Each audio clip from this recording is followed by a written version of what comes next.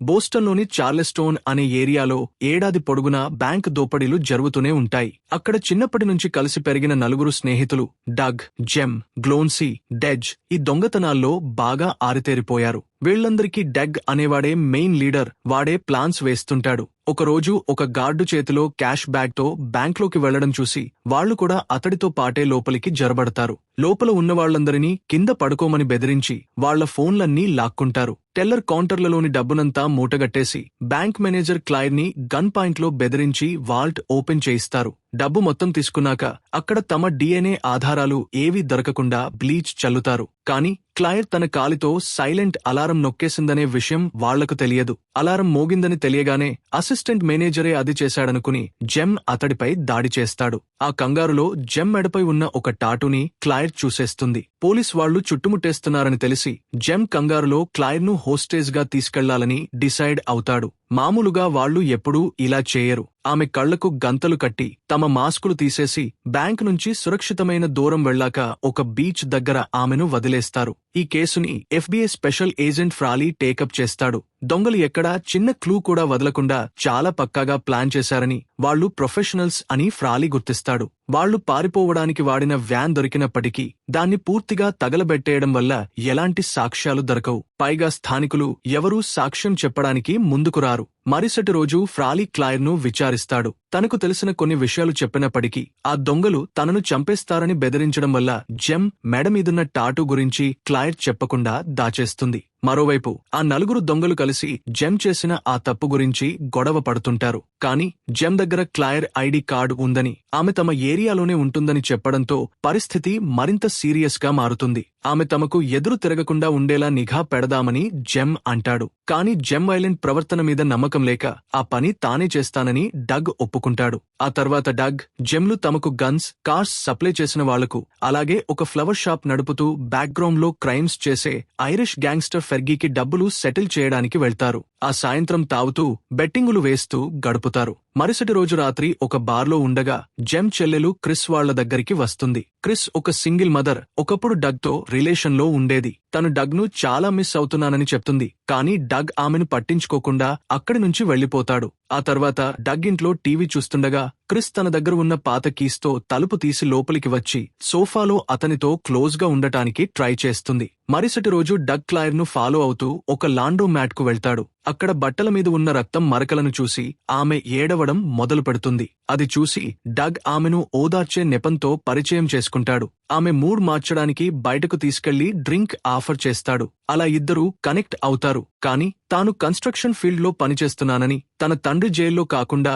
ఊరి చివర ప్రశాంతంగా ఉంటున్నాడని డగ్ అబద్ధం చెప్తాడే తప్ప నిజం చెప్పడు. ఆ తర్వాత ఒక ఫ్రెండ్ బోట్ అని చెప్పి ఆమెను బోట్ రైడ్ కు తీసుకెళ్తాడు. కానీ నిజానికి వాడు ఆ బోట్ తాళాలు పగలగొట్టి దొంగతనంగా తీసుకెళ్తాడు. మరుసటి రోజు డగ్ జెమ్ ను కలిసి క్లైర్ వల్ల మనకే ముప్పు లేదని, ఆమెను చంపాల్సిన అవసరం లేదని నమ్మిస్తాడు. ఈలోగా ఫ్రాలీ ఒక క్రిమినల్ ఇన్ఫార్మర్ ని విచారించి చితకబాది ఒక క్లూ సంపాదిస్తాడు. ఆ తర్వాత ఫ్రాలీ క్లైర్ ను లంచ్ టైంలో కలిసి మరికొన్ని వివరాలు అడుగుతూ ఆమెతో ఫ్లర్ట్ చేయడానికి ట్రై చేస్తాడు. కానీ తను ఆల్రెడీ ఒకరితో రిలేషన్లో ఉన్నానని క్లైర్ చెప్తుంది. క్లైర్, డగ్ డేటింగ్ చేసుకుంటుంటారు. ఈ విషయాన్ని డగ్ తన గ్యాంగ్ దగ్గర దాస్తాడు. ఇద్దరూ క్లోజ్ అయ్యే కొద్దీ తమ పర్సనల్ విషయాలు షేర్ చేసుకుంటారు. తాను FBIకి హెల్ప్ చేస్తున్నానని క్లైర్ చెప్తుంది. డగ్ ఏమీ తెలియనట్టుగా ఎవరిపైనైనా అనుమానం ఉందా అని క్యాజువల్ గా అడుగుతాడు. తను చూసిన టాటూ గురించి కూడా ఆమె చెప్తుంది. కానీ ఆ విషయం చెప్తే తన ప్రాణాలకే ముప్పని భయపడుతున్నట్టు అంటుంది. డగ్ ఆమెకు సర్ది చెప్తూ ప్రస్తుతానికి ఆ విషయం ఎవరికి చెప్పొద్దని, అది తర్వాత ఉపయోగపడుతుందని, విట్నెస్ ప్రొటెక్షన్ స్కీమ్లోకి వెళ్లకుండా ఉండొచ్చని సలహా ఇస్తాడు. ఒకసారి వాళ్లు డేట్లో ఉన్నప్పుడు ఆఫీస్కి వెళ్లే దారిలో కొందరు రౌడీలు తన కార్ మీద బాటిల్స్ విసురుతుంటారని, అందుకే తను వేరే లాంగ్ రూట్ లో వెళ్తున్నానని క్లైర్ చెప్తుంది. ఆమెను డ్రాప్ చేశాక డగ్ జెమ్ ను పిలుచుకుని ఆ రౌడీలను బెదిరించడానికి వెళ్తాడు. వాళ్లను కొట్టి డ్రగ్స్ కేసులో ఇరికించి అక్కడ నుంచి పంపించేయాలని డగ్ అనుకుంటాడు. కానీ జెమ్ అతిగా ప్రవర్తించి ఒకడి కాల్లో కాల్చడమే కాకుండా తన ఫేస్ కూడా వాళ్లకు చూపించేస్తాడు. జెమ్ చేస్తున్న ఈ అరాచకాలు చూసి డగ్కు భయమేస్తుంది. ఈలోగా ఫ్రాలీకి వెరికామ్ అనే కంపెనీలో డెజ్ ఎంప్లాయ్మెంట్ ఫైల్ దొరుకుతుంది. అందులో వాడు పెట్టిన సిక్ లీవ్స్ అన్ని బ్యాంక్ దోపిడీలు జరిగిన రోజులతో కరెక్ట్ గా మ్యాచ్ అవుతాయి. ఈ క్లూతో FBI వాళ్లు డెజ్ వెనుకపడి ఒక ఫ్యామిలీ బార్బెక్యూ పార్టీ దగ్గరికి వెళ్తారు. అక్కడ ఆ గ్యాంగ్ మొత్తాన్ని ఐడెంటిఫై చేస్తారు. కానీ అరెస్ట్ చేయడానికి సరైన సాక్ష్యాలు లేకపోవడంతో ప్రస్తుతానికి వాళ్లందరిపై నిఘా పెట్టాలని ఫ్రాలీ తన టీంను ఆర్డర్ చేస్తాడు. ఒకరోజు డగ్, క్లైర్ కలిసి లంచ్ చేస్తుండగా ఊహించని విధంగా జెమ్ అక్కడికి వస్తాడు. క్లైర్ కాసేపు పక్కకు వెళ్లినప్పుడు డగ్ కంగారు పడుతూ జెమ్ను వెళ్లిపోమని చెప్తాడే కాని వాడు వినడు. క్లైర్ రాగానే జెమ్ ఏమీ తెలియనట్టుగా మాట్లాడటం మొదలు పెడతాడు. జెమ్ మెడమీదున్న టాటూ క్లైర్ కంట పడకుండా ఉండాలని డగ్ వెళ్లేటప్పుడు షేక్ హ్యాండ్ ఇచ్చే సాకుతో జెమ్ మెడను తన చేత్తో కవర్ చేస్తాడు. ఆ తర్వాత జెమ్ డగ్ ను నిలదీస్తాడు. మనల్ని జైలుకు పంపించే సత్తా ఉన్న అమ్మాయితో తిరగడం చాలా రిస్క్ అని హెచ్చరిస్తాడు. ఈ విషయం మిగతా గ్యాంగ్ మెంబర్స్ కు చెప్పనని, కానీ నెక్స్ట్ దోపిడీ మీద ఫోకస్ పెట్టాలని కండిషన్ పెడతాడు. రాబోయే దొంగతనం గురించి, అందులో ఇన్వాల్వ్ అయ్యే మనుషుల గురించి డగ్ అనుమానం వ్యక్తం చేస్తాడు. కానీ జెమ్ పట్టుబట్టడంతో ఇదే తన లాస్ట్ ప్లాన్ అనే కండిషన్ మీద డగ్ ఒప్పుకుంటాడు. దోపిడీ రోజు రానే వచ్చింది. పోలీసులను తప్పుదారి పట్టించడానికి ఒక సెలూన్ నుండి జుట్టు సేకరించి అక్కడ చల్లడానికి రెడీ చేసుకుంటారు. తమ ఒంటి మీద వాడే వస్తువుల మీద DNA లేకుండా బ్లీచ్ తో క్లీన్ చేసుకుంటారు. ఆ తర్వాత ఒక ఆర్మర్ ట్రక్కును ఫాలో అయి అది పార్క్ చేయగానే దొంగతనానికి దిగుతారు. మొదట్లో అంతా సజావుగానే సాగినా ఒక గార్డు వాళ్లపై గన్ గురిపెడతాడు. పోలీసులు కూడా చుట్టుముట్టేస్తుండటంతో వాళ్లు ఆ గార్డును చంపేసి కార్లో వేగంగా పారిపోతారు. దారి పొడుగునా యాక్సిడెంట్లు చేసుకుంటూ వెళ్తారు. పోలీసులు వాళ్లను ఒక చోట బ్లాక్ చేయడంతో ఎదురు కాల్పులు జరిపి వచ్చిన దారినే మళ్లీ వెనక్కి వెళ్లిపోతారు. గ్లోన్సీ తన డ్రైవింగ్ స్కిల్స్ ఉపయోగించి పోలీస్ జీపులు ఒకదానికొకటి గుద్దుకునేలా చేసి తప్పించుకుంటాడు. వాళ్లు రెండో లొకేషన్లో తమ 4వ టీం మెంబర్ను కలిసి వేరే వాహనంలోకి మారి పాత కార్ని తగలబెట్టి రోడ్డును బ్లాక్ చేస్తారు. ఆఫీసు నుంచి అంతా గమనిస్తున్న ఫ్రాలీ సిటీ బ్రిడ్జిలన్నింటినీ క్లోజ్ చేయాలని ఆర్డర్ వేస్తాడు. కానీ దొంగలు ఆ బ్రిడ్జిలు మూసేయకముందే దాటేస్తారు. వాళ్లు మళ్లీ వాహనం మారుస్తుండగా ఒక పోలీస్ ఆఫీసర్ చూస్తాడు. కానీ గొడవకెందుకని పట్టించుకున్నట్టు వెళ్లిపోతాడు. గట్టి సాక్ష్యాలు లేకపోయినా ఫ్రాలీ ఆ నలుగురిని అరెస్టు చేసి విచారణకు తీసుకెళ్తాడు. జెమ్ తన లాయర్ వచ్చే వరకు నోరు విప్పనని సైలెంట్ గా ఉంటాడు. డగ్ మాత్రం తమపై నిఘా ఉందనే విషయం ముందే తెలుసని ఫ్రాలీతో ధీమాగా చెప్తాడు. ఆ తర్వాత ఫ్రాలీ క్లైర్ దగ్గరికి వెళ్తే ఆమె ఉద్యోగం మానేసిందని తెలుస్తుంది. అనుమానం వచ్చి ఆమె ఫోన్ ట్యాప్ చేయిస్తే ఆమె ఇంకా డగ్తో కాంటాక్ట్లో ఉందనే విషయం బయటపడుతుంది. ఈలోగా డగ్ క్లైర్ ను కలిసి ఒక డైమండ్ నెక్లెస్ గిఫ్ట్ గా ఇస్తాడు. ఆమె జాబ్ మానేసిందని తెలిసి తనతో కలిసి వచ్చేయమని అడుగుతాడు. ఆమె కూడా ఒప్పుకుంటుంది. ఆ తర్వాత ఫ్రాలీ క్లైర్ ఇంటికి వెళ్లి ఆమె మెడలో కొత్త నెక్లెస్ ను చూస్తాడు. వెంటనే డగ్ క్రిమినల్ హిస్టరీ ఆమెకు చూపిస్తూ అసలు నిజం బయటపెడతాడు. ఇంతలో డగ్ జెమ్ ను కలుస్తాడు. జెమ్ ఒక కొత్త దోపిడీ ప్లాన్తో వస్తాడు. కాని డగ్ తాను ఇకపై ఈ పనులు చేయనని చెప్తాడు. దాంతో జెమ్ కు కోపమొచ్చి క్రిస్ ను ఆమె బిడ్డను వదిలేసి వెళ్తున్నావని నిందిస్తాడు. కాని ఆ బిడ్డకు తండ్రి ఎవరో ఎవరికి తెలియదనే విషయాన్ని డగ్ గుర్తుచేస్తాడు. ఆ తర్వాత డగ్ ఫెర్గీని కలిసి కూడా ఇదే విషయం చెప్తాడు. కాని ఫెర్గీ ఒప్పుకోడు. డగ్గే ఈ ప్లాన్స్ అన్నింటికి మెదడు అని, ఒకవేళ ఒప్పుకోకపోతే క్లైర్ ను చంపేస్తానని బెదిరిస్తాడు. డగ్ క్లైర్ ఇంటికి పరిగెత్తుకుంటూ వెళ్తాడు. కాని క్లైర్ అతని వివరణ కూడా వినకుండా ఇల్లు వదిలి పొమ్మంటుంది. అప్పటినుంచి డగ్ ఆమె ఇంటిపై నిఘా పెడతాడు. ఒకరోజు ఫెర్గీ రోడీలు ఒక ఫ్యూనరల్ పూలమాలను క్లైర్ తలుపు దగ్గర పెట్టడం చూసి డగ్ దాన్ని నాశనం చేస్తాడు. ఇక ఆ జాబ్ చేయడం తప్ప తనకు వేరే దారి లేదని డిసైడ్ అవుతాడు. డగ్ మళ్లీ క్లైర్ ను కలిసి తానెప్పుడు ఆమెకు కీడు చేయనని, బ్యాంకులు దోచినా ఎవరిని చంపలేదని ప్రాధేయపడతాడు. తన కోసం వెయిట్ చేయమని చెప్పి అక్కడి నుంచి వెళ్లిపోతాడు. ఆ గ్యాంగ్ అంతా కలిసి ఫెర్గీ ప్లాన్ వింటారు. ఒక పెద్ద మ్యాచ్ జరిగిన మరుసటి రోజు ఉదయం ఫెన్వే పార్క్లోని సేఫ్లు డబ్బుతో నిండిపోతాయని,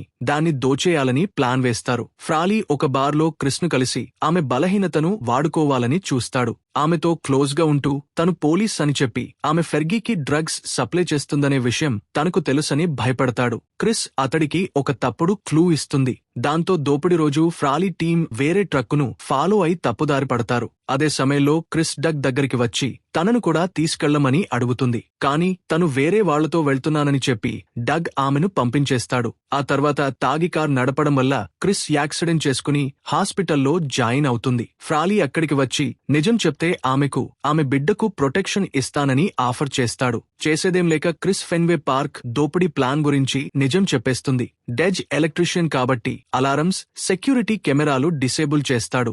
డగ్, జెమ్ పోలీస్ డ్రెస్సులు వేసుకుని ఫెర్గీ మనుషుల సహాయంతో స్టేడియం లోపలికి వెళ్తారు. అక్కడ కొందరు గార్డులు వాళ్లను అనుమానించడంతో గన్స్ తీసి వాళ్లను కింద పడేసి కట్టేస్తారు. వాళ్లు క్యాష్ రూంలోకి వెళ్లి అక్కడి స్టాఫ్ను బెదిరించి డోర్ ఓపెన్ చేయిస్తారు. బ్యాగుల్లో డబ్బు నింపుకుని బయట అంబులెన్స్ తో వెయిట్ చేస్తున్న గ్లోన్సీ డెజ్ దగ్గరికి బయలుదేరుతారు. అప్పటికే ఎఫ్బీఐ వాళ్లు చుట్టుముట్టేస్తారు. పోలీసులు లోపలికి రావడం చూసిన జెమ్ కాల్పులు జరుపుతాడు. ఇరు వర్గాల మధ్య పెద్ద గన్ ఫైట్ జరుగుతుంది. ఈ గొడవలో గ్లోన్సీకి గాయమవుతుంది. పోలీసులు స్టన్ గ్రెనేడ్లు విసిరి లోపలికి వస్తారు. నిలబడిన డెజ్ను అక్కడికక్కడే కాల్చి చంపుతారు. గ్లోన్సీ ఒక ప్లాన్ వేస్తాడు. తను అంబులెన్స్ వేసుకుని బయటకు వెళ్లి పోలీసుల దృష్టిని మళ్లిస్తానని, ఆ గ్యాప్లో డగ్ జెమ్లు పోలీస్ డ్రెస్సుల్లో మెయిన్ గేట్ నుంచి తప్పించుకోవచ్చని చెప్తాడు. డగ్ వద్దు అంటున్నా వినకుండా తను మంచి డ్రైవర్ అని తప్పించుకుంటానని చెప్తాడు. అంబులెన్స్ ముందుకు వెళ్తుంది కానీ పోలీసులు చక్రాలు కాల్చినా ఆగకపోవడంతో ఒక స్నైపర్ గ్లోన్సీ తలలో కాల్చి చంపేస్తాడు.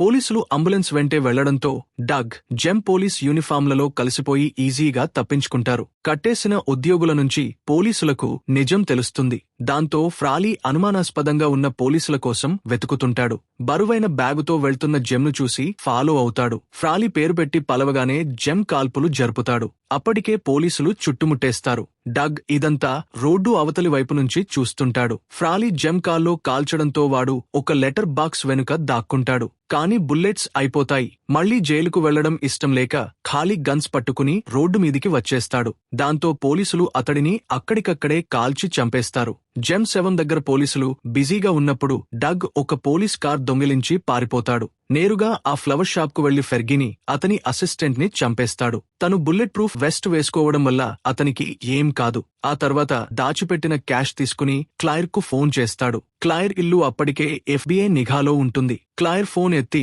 తను ఒక్కతే ఉన్నానని రమ్మని చెప్తుంది. కాని పక్క బిల్డింగ్ పైనుంచి చూస్తున్న డగ్ ఆమె అబద్ధం చెప్తోందని గ్రహిస్తాడు. అయినా సరే వస్తానని చెప్పి 1 గంటలో బ్యాక్ డోర్ దగ్గరికి రమ్మంటాడు. తను చేసిన తప్పుకు క్షమాపణ అడుగుతాడు. క్లైర్ అతనికి ఒక చిన్న హింట్ ఇచ్చి అది ట్రాప్ అని తెలియజేస్తుంది. డగ్ కూడా ఏమీ తెలియనట్టు యాక్ట్ చేస్తాడు. ఎఫ్బీఐ వాళ్లు వచ్చే రానివాడి కోసం ఎదురుచూస్తుండగా డగ్ ఆమె తోటలో కొంత డబ్బు పాతిపెట్టి ఫ్రాలీ కార్ మీద ఒక వెటకారపు నోట్ పెట్టి ట్రైన్ ఎక్కి సిటీ వదిలి వెళ్లిపోతాడు. ఫ్రాలీకి క్లైర్ మీద డాట్ ఉన్నా అరెస్ట్ చేయడానికి సాక్ష్యం ఉండదు. కొన్ని రోజుల తర్వాత క్లైర్ కు ఆ డబ్బు, ఒక నోట్ దొరుకుతాయి. అందులో మళ్లీ ఒకరోజు కలుద్దాం అని రాసి ఉంటుంది. Please like and subscribe.